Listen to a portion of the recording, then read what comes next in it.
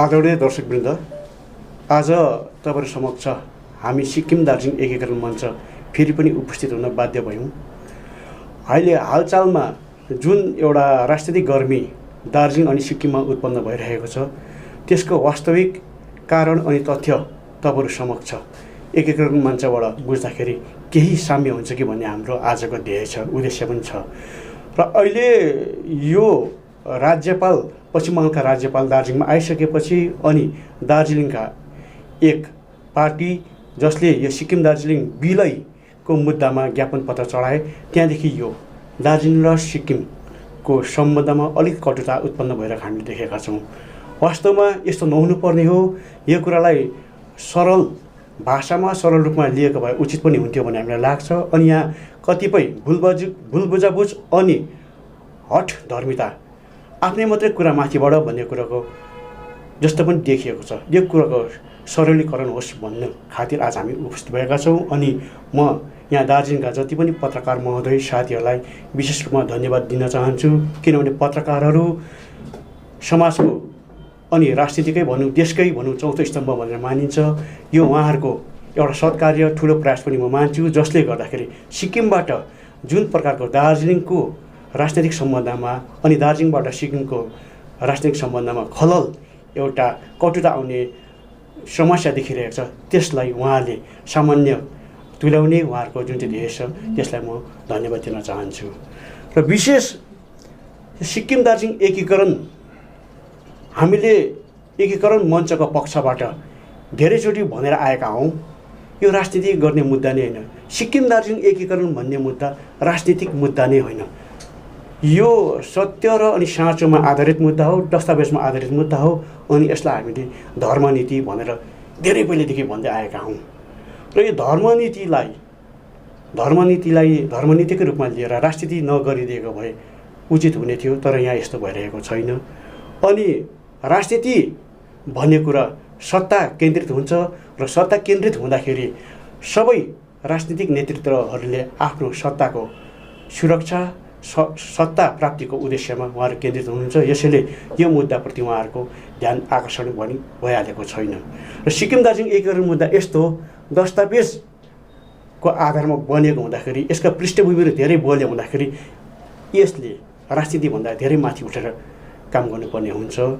अनि हामीले पटक पटक भन्दै आइरहेका छौँ, यो धर्मनीति हो। धर्मनीतिभित्र धेरै कुराहरू छन्। त्यसको प्रमुख आधार के हो भन्दाखेरि यसले संवैधानिक आस्था, भारतको संविधानलाई याद गरेर मात्रै काम गरिरहेको छ। अनि भारतको संविधानलाई मान्दाखेरि सिक्किम दार्जिलिङ एकीकरण मञ्चले अहिलेसम्म कुनै राजनीतिक नेतृत्व, राजनीतिक पार्टीहरूसँग अनि सरकार, राज्य सरकार, केन्द्र सरकार, चाहे त्यो सिक्किम सरकार होस्, चाहे त्यो बङ्गाल सरकार होस् या केन्द्र सरकार होस्, कुनैले पनि यसले मान्यता पनि दिएको छैन। अनि उनीहरूको एपिजिङ, उनीहरूलाई फकाउने, उनीहरूलाई चिप्लाउने, उनीहरूको चरण परेर यो मुद्दालाई अघि सार्ने कामहरू पनि गरिरहेको छैन।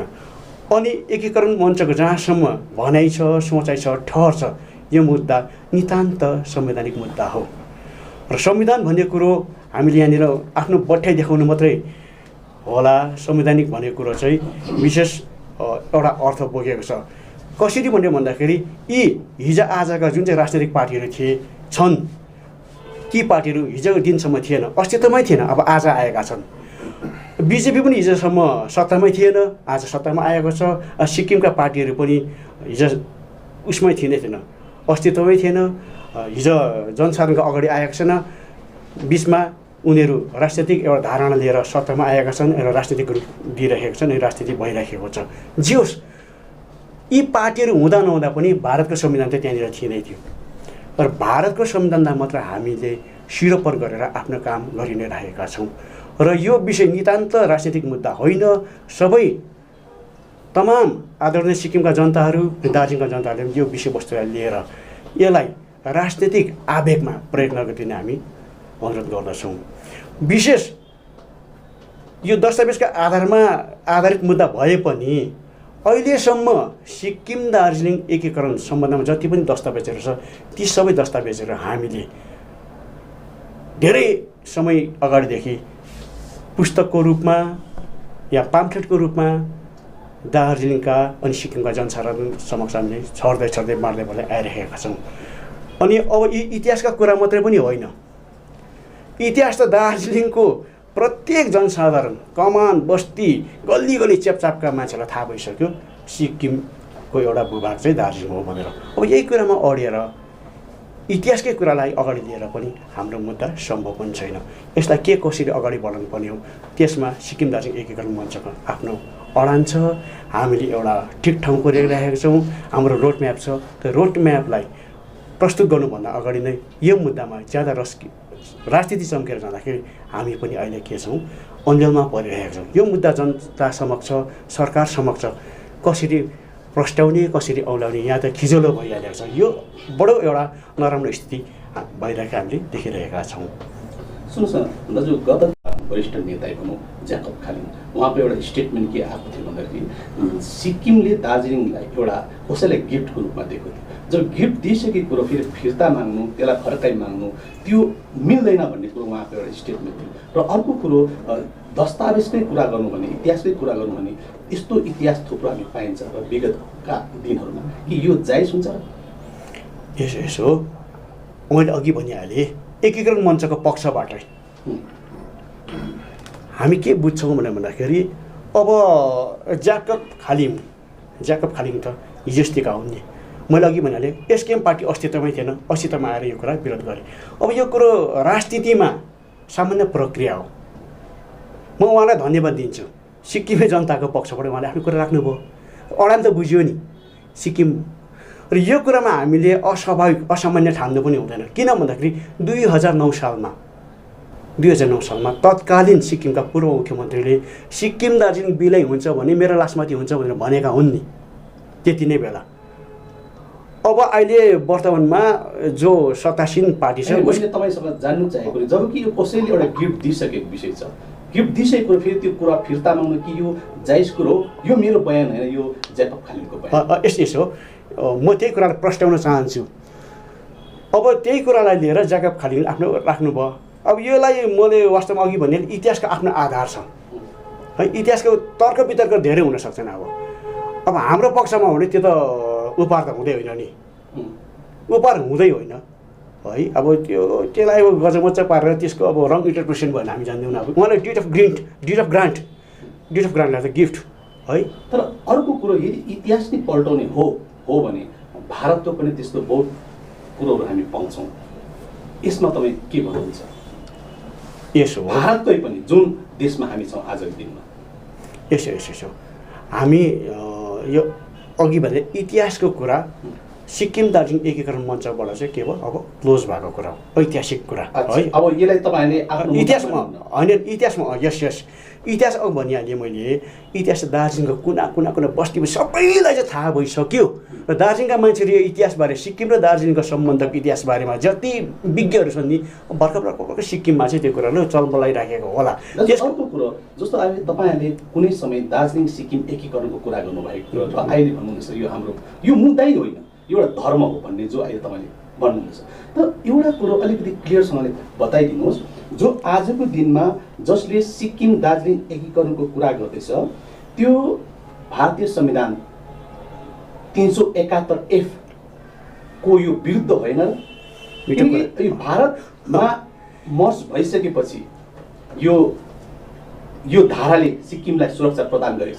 तर सिक्किमले दार्जिलिङ जो भूभाग दिएको थियो यो त भारत स्वाधीन हुनुभन्दा पहिलाको कुरो।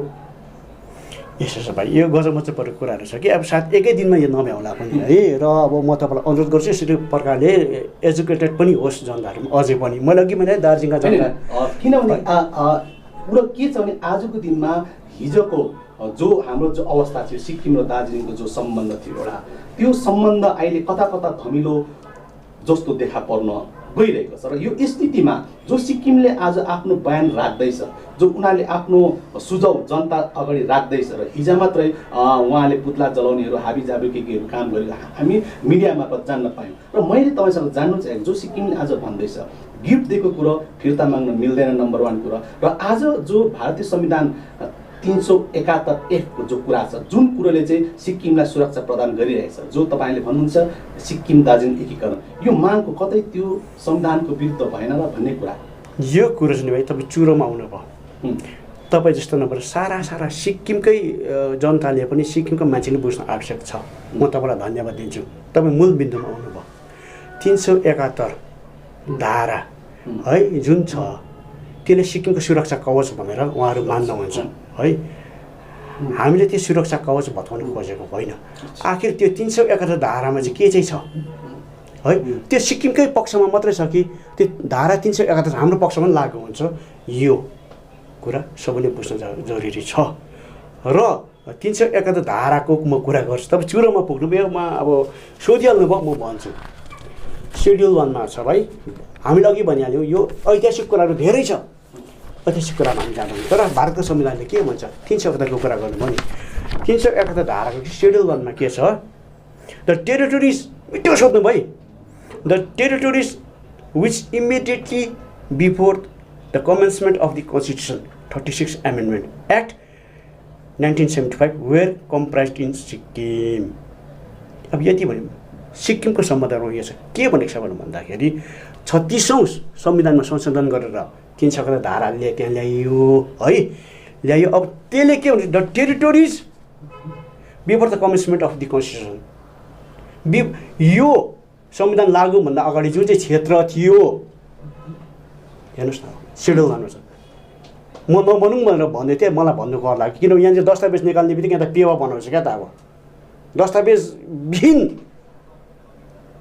पार्टीले पनि यो फेरि यो दस्तावेज फेरि आधार प्रदान फेरि जनतामा फेरि यस्तो बेरमाइलो स्थिति उत्पन्न गराउँछ। र आज म बाध्य भएँ, the territories which immediately before the commencement of the constitution भनेपछि कुन चाहिँ टेरिटोरी भनेको, सेड्युल 1 मा कुरा एकदम क्लियर छ भाइ। र 371 लागु हुनुभन्दा अगाडि जुन चाहिँ लागु हुनुभन्दा अगाडि जुन चाहिँ क्षेत्र थियो त्यो क्षेत्रको कुरा पो हुँदैछ त। भनेपछि दार्जिलिङ त सिक्किमकै क्षेत्र हो नि भाइ। जो म तपाईँसँग मैले सोध्न चाहँदैछु, जो सिक्किमले दार्जिलिङलाई गिफ्ट दिएको थियो, कुनै एउटा होइन मैले माने होइन त्यो भारत स्वाधीन हुनुभन्दा भारतमा विलय हुनुभन्दा पहिला कुरो। अब यो जो तपाईँले अहिले देखाउनु हुँदैछ दस्तावेज, त्यो त सिक्किमको लागि मात्रै होइन, त्योभन्दा पहिले दार्जिलिङ त छुटिसकेको थियो। होइन भाइ, यस त्यहाँ अलिकति तपाईँ मलाई माफ गर्नुहोस्, गलत हुनुभएको जस्तो लाग्छ क्या त मलाई। अब अहिले यो एउटा नेताको बयानमा मैले त्यो भन्नु उहाँलाई अनौठो लाग्छ, राम्रो पनि हुँदैन। उहाँहरू यो विषयमा अनभिज्ञ हुनुहुन्छ है। अब सुन्नुहोस् न त, अब दियो नि त, गिफ्ट दियो नि त भाइ, गिफ्ट दियो है। हामीले एउटा दस्तावेज जाहेर गर्यौँ नि त। सिक्किम, मैले तपाईँलाई दिएको थिएँ पनि, सिक्किम सरकारको ज्ञापन दार्जिलिङको दाबीमा। हेर्नुहोस् है, ब्रिटिसले भारत छोडेर गइसक्यो। यो त 1948 मा फेरि राजाले मागे त भाइ सिक्किमलाई त, तर मागे तर फर्काउने काम त भएको थिएन इतिहासले त नि। होइन किन फर्काइएन, किन फर्काइएन, यो कुरा भन्नेको सुन्नु किन फर्काइएन है, किन फर्काइएन त त्यति। सुन्नुहोस् अझ एउटा कुरा यही सन्दर्भमा, अनि यसलाई कम्प्लिट गरिहाल्नु होइन। मान्नुभयो भारत स्वाधीन भयो नि त। भारत स्वाधीन भइसकेपछि सिक्किम दरबारको भाइ प्रोसिडिङ, सिक्किम राजदरबारको प्रोसिडिङ हो यो। 20 मार्च 20 देखि 29 मार्चमा 1963 मा चलेको यो त्यो प्रोसिडिङ। जस्तै आज राजसभा, राज्यसभा, लोकसभा चल्छ नि, त्यसको विधानसभा त्यसले राजदरबारै थियो नि त। 75 मा मात्रै के भएको, विलय भएको नि त भारतमा। भनेपछि 63 सालसम्म त के छ, यहाँनिर सोधिँदैछ नि त दार्जिलिङको पैसा हामीले कति पाउँदैछौँ। 3 लाख भनेर त राजसभाले उत्तर दिइरहेछ त। यसको मतलब भाइ यो के हो त, यो के हो त, राजाले फर्काइ माग्दैछ मेरो दार्जिलिङ फर्काइदियो हो। यहाँ फेरि 63 सालमै भाइ, 63 सालको राजदरबारको, सिक्किम राजदरबारको यो प्रोसिडिङ छ। हामीले 3 लाख दार्जिलिङबाट पाइरहेका छौँ। फेरि भन्दैछ दार्जिलिङको तिर बढाउनु पर्छ त। यता चिजबिजको दाम कति भइसक्यो, बढिसक्यो, अब दार्जिलिङको तिर फेरि बढाउनु पर्छ भनेर 1975 सालसम्म चाहिँ भाइ सिक्किमले तिर लियो नि त। अब फेरि भारतको संविधानले भन्दैछ, भारतको संविधानले भनेछ त्यो जुन सीमा क्षेत्र चाहिँ यो संविधान लागुभन्दा अगाडि थियो त्यो सिक्किमभित्रै पर्छ भनेर भन्दैछ नि त भाइ सेड्युल 1। के मैले अङ्ग्रेजी नबुझेको हो कि? यसको आधारमा चाहिँ दार्जिलिङको सिक्किमको कुरा छोडिदिनुहोस्। उहाँले बुझ्नुभयो, जति बुझ्नुभयो उहाँलाई धन्यवाद छ। तर भारतको संविधानले 371 धाराको जहाँसम्म कुरा छ त्यो त भाइ हामीलाई लागु हुन्छ नि त। कुन चाहिँ टेरिटोरी भनेर भन्दा चाहिँ यो टेरिटोरी कुरा आउँछ नि त। एउटा कुरो जो आजको दिनमा मानौँ सेन्ट्रल गभर्मेन्टले तपाईँहरूको इस्युलाई मन पराएर माने पनि लिए उसो भए गोर्खाल्यान्डको इस्यु के होला? जबकि सिक्किम दार्जिलिङ एकीकरण भइदियो ल मानौँ आजको दिनमा, उसो भए गोर्खाल्यान्डको इस्यु के होला? भाइ हाम्रो मुद्दा हो गोर्खाल्यान्ड होइन है, हाम्रो गोर्खाल्यान्ड होइन। अब के हो भन्दाखेरि गोर्खाल्यान्डको बारेमा म केही भन्नै चाहदिनँ है। मैले एउटा चाहिँ म भन्नु सक्छु, गोर्खाल्यान्ड चाहिँ एउटा रङ स्कुल हो। अच्छा है, रङ स्कुल भयो त्यहाँनिर। त्यो स्कुलमा चाहिँ धेरै कतिवटा चाहिँ अब त्यहाँनिर अब स्कुलै रङ थियो। तपाईँको उत्तर कसरी भनेर भन्दाखेरि गोर्खाल्यान्ड भएको खण्डमा जोड्न चाहन्छु, किनभने सिक्किमले भन्दैछ सिक्किम चाहिँ नेपाली भोटे र लेप्चाको भनेर चाहिँ भन्दैछ।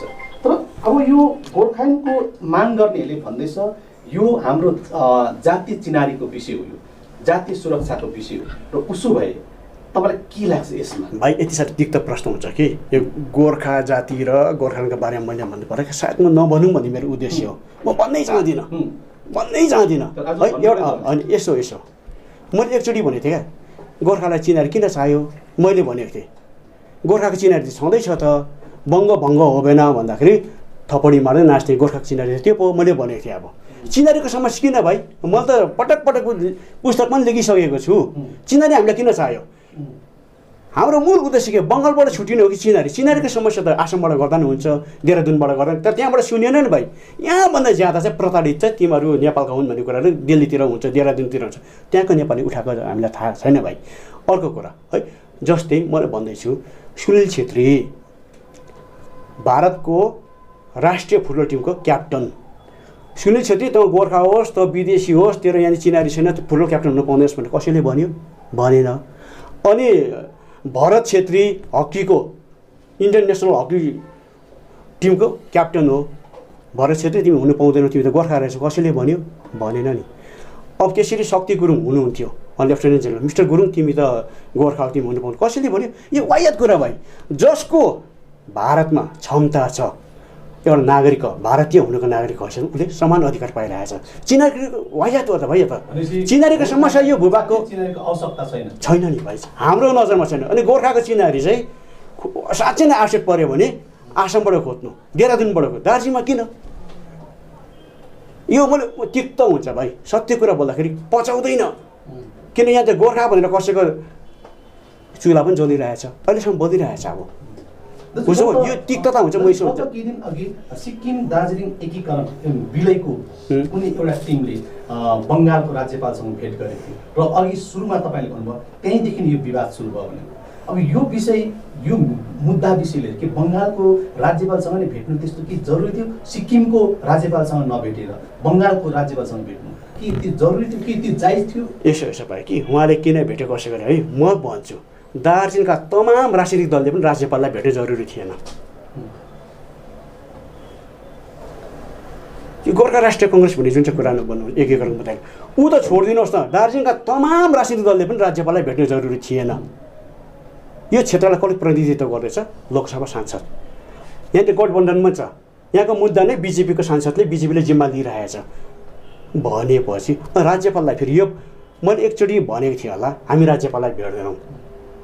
सम्बन्धित निकाय एकछिन मेरो कुरा तपाईँले प्रश्न सोध्नु भयो त्यसको पुरा कम्प्लिटै हुँदैन क्या, त अब कम्प्लिट होस् त्यहाँदेखि फेरि गरौँ न, समय छ है। अब योपालि भेटेर के हुनु पर्थ्यो त?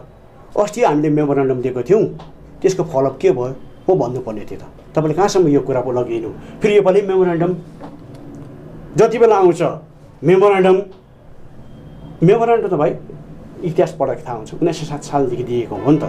र योपालि धनखडलाई फेरि पनि मेमोरेन्डम हामीलाई बङ्गालबाट छुट्याइदेऊ, यो हो भाइ? यो त राजनीतिक भन्दा नि अलि तल्लो स्तरको राजनीति भएर गयो। हामी चाहिँ जनताको लागि के गर्दैछौँ? राज्यपाललाई भेट्यौँ, पत्रचार गर्दैछौँ, यति मात्रै कुरा छ। फलोअप के भयो? जनताले के पाए त? राज्यपाललाई भेटेर के पाए? मेमोरेन्डम चढाए के पाए? त्यो पो हुनुपर्ने हो त। र हामीले भन्यौँ यो वाहियात कुरा हो, राज्यपाललाई भेट्नु ऊ सम्बन्धित मान्छे नै होइन। मेरो तपाईँलाई अन्तिम प्रश्न, जो तपाईँले दस्तावेजको आधारमा र यो कुरा गर्नुहुँदैछ यो भूभाग सिक्किमको हो भन्ने कुरा, तर आजको दिनमा यो तपाईँहरूको यो कुरालाई, तपाईँहरूको मागलाई, डिमान्डलाई सिक्किमले खुब विरोध गरिरहेछ र पुतला जलाउने काम गरिरहेछ, जबकि उनीहरूले हाम्रो भूभाग पाउँदैछ भन्ने खुसी हुनुपर्ने, तर उनीहरूले विरोध किन गर्दैछ? तपाईँलाई यसमा के लाग्छ? भाइ यो अब आज एकै दिनमा सबै कुराहरू हुँदैन। उहाँहरूको भाइ राजनीतिक धर्म हो, म उहाँलाई धन्यवाद दिन्छु। सिक्किमका जनतालाई म धन्यवाद दिन्छु यो कुरामा, किन उहाँको शीर्षस्थ नेता पूर्व मुख्यमन्त्री चामलिङले के गर्नुभएको, सिक्किम दार्जिलिङ विलय भयो भने त मेरो लासमाथि हुन्छ।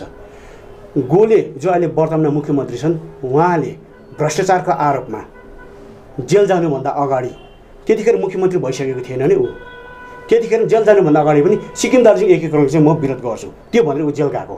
भनिसकेपछि सिक्किमका प्रमुख राजनीतिक दलका नेतृत्वहरूले यो कुरा भनिसकेपछि उहाँहरूको नेतृत्वको बयानलाई मान्नु सिक्किमको जनताको प्रथम कर्तव्य हो।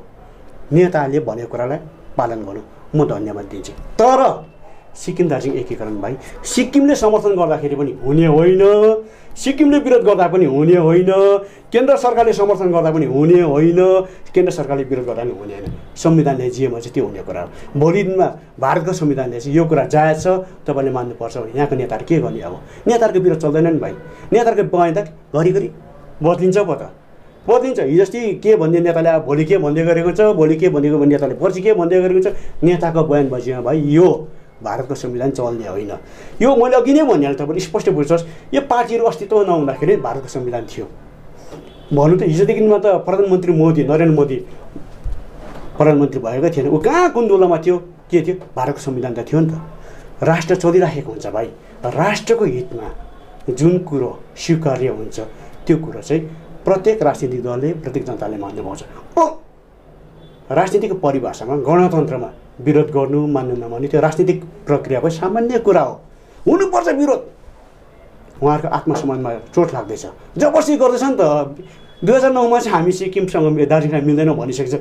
उहाँलाई घरिघरि राजनीति गरेर घरिघरि कुनै डकुमेन्ट्स कुनै के भनेर के गरेर चलाएर नि त भाइ, त्यो त भएन नि त। लाटालाई पनि घरिघरि चलाएर त रिस उठ्छ नि त। सिक्किममा चलाएको हो नि त राजनीति त। यसको तर समाधान कसरी हुन्छ त्यो पनि जानुपर्ने थियो। यसमा वैमनस्यता, हामी सिक्किमको यति, तिमीहरूको इतिहास यति भने उनीहरूले बताइरहनु जरुरी छ।